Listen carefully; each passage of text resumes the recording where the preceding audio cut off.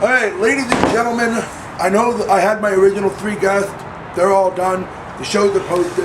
Right now, I want to introduce you to a very good friend of mine, Ontario Windy referee Rob Gosling. Rob, thank you so much for coming on the show. Not a problem. Anytime. Love to have this. So, let's get her done. So the first question, I guess, would be the most common. What got you into being a referee?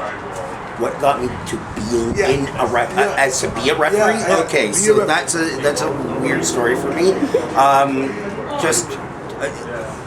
Just sidetrack there. I'm just going to say, if anyone's ever thinking of going to be out for a referee, always look into your local schools and go to a school first. That is my first and foremost piece of advice. You always go to the schools first. Unfortunately for me, I was unable to attend one, but I was doing ring crew for a few different promotions, and they had a spot show where they needed an extra person, and they threw a referee shirt on me, and I was the ref for the day, like a ref for the day.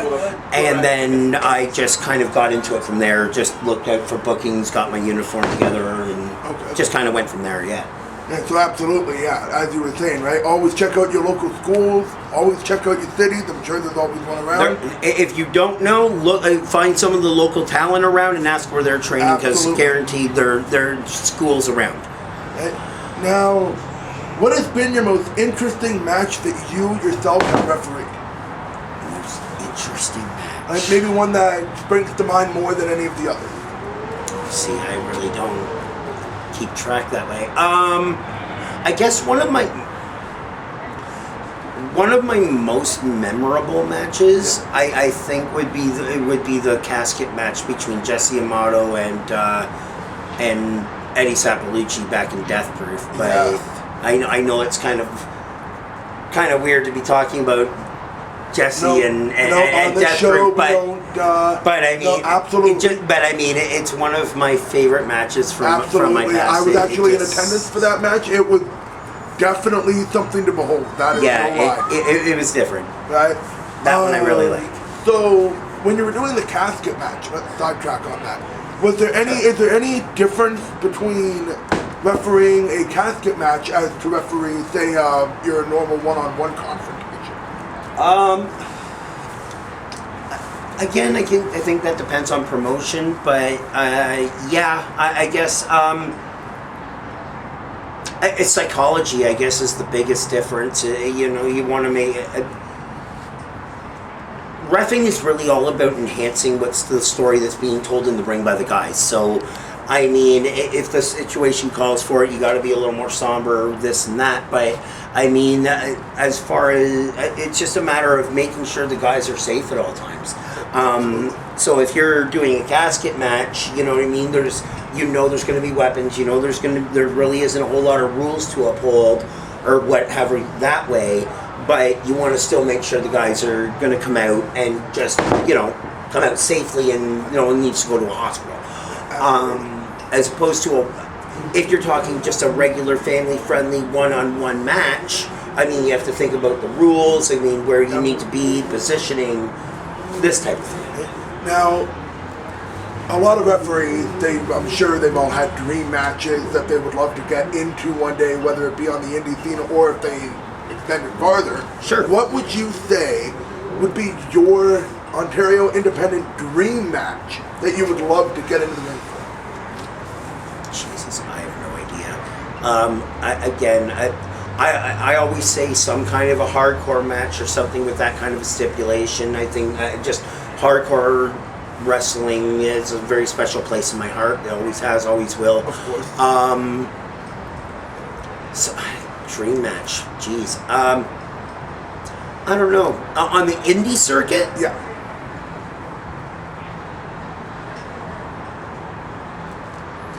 Ladies and gentlemen, I think I might have actually stumped our referee over here.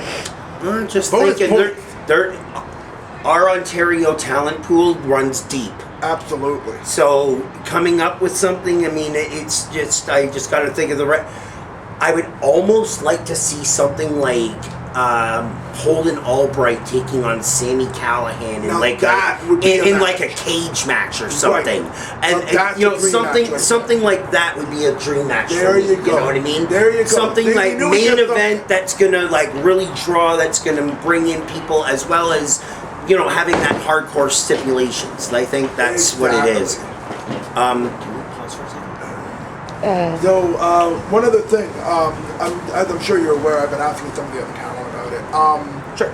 There's been some issues going around about bullying and also anti-bullying campaign, given what happened in Hamilton to Right. the 14-year-old. What is your stance on the anti-bullying campaign? On the actual anti-bullying Yeah, campaign like for everything itself, in general, like with the school system, with what happened in Devon. the school systems, I mean, need to put okay. So I think anti-bullying campaigns are great. I'm a firm believer in trying to stop any kind of bullying of any kind. The problem becomes is when the schools start. Well, we have a no tolerance policy. Your no tolerance policy is out the window because guess what? They're not getting bullied just at school. We are talking on the internet, they're talking at home. I mean, when I was bullied when I was a kid, at least it stopped when I was able to go home, when I finally was able to get home. Exactly. I mean, whether that be, running for about 45 minutes to an hour away from everybody and taking an alternate route or whatever, at least when I got home it was stopped. Now, I mean, it's on social media, it's everywhere. You can't escape it. I mean, these no tolerance policies in school are all fine and dandy to a point, but they're really not helping. I think it really, as much as I hate to say this, and as hard as this is, it almost comes down to the parents of these bullies going, "Hey, what the hell are you doing? You need to stop.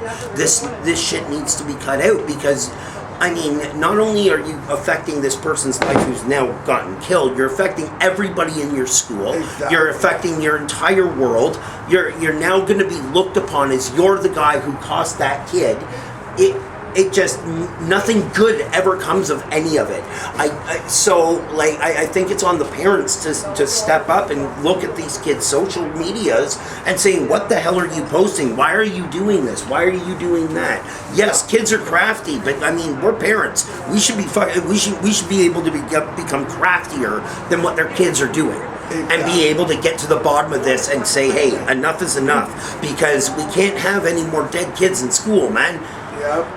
This is getting ridiculous. I mean, it was bad. It's bad enough when it happens in a different country, but when you're right around the fucking corner, what are you doing? Right? Mm-hmm. This is Canada. You're not the only one that brought up the concept of the parenting possibly being at fault for the bullies doing what they're doing. I'm not faulting the parents for the bullies, because the bully that's on that child. Oh, no, that's absolutely. on their decisions. I'm saying it's on the parents to get to the bottom of what these kids are posting on social media.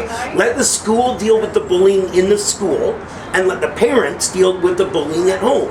If the parents go on their social medias and actually look and see what these kids are posting, then the parents are now in the know to have to deal with that. Mm-hmm.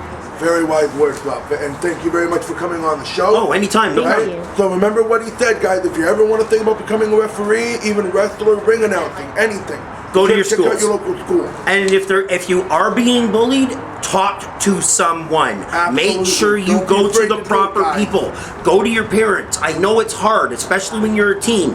I get it. But go to your parents, go to the school, go to the authorities. There are ways to deal with it a lot more than what there used to be. Make sure you go to those people. Make sure you talk, because it's the only way shit's gonna get done. Absolutely, man. Very well said. Anyway, Okay. thank you.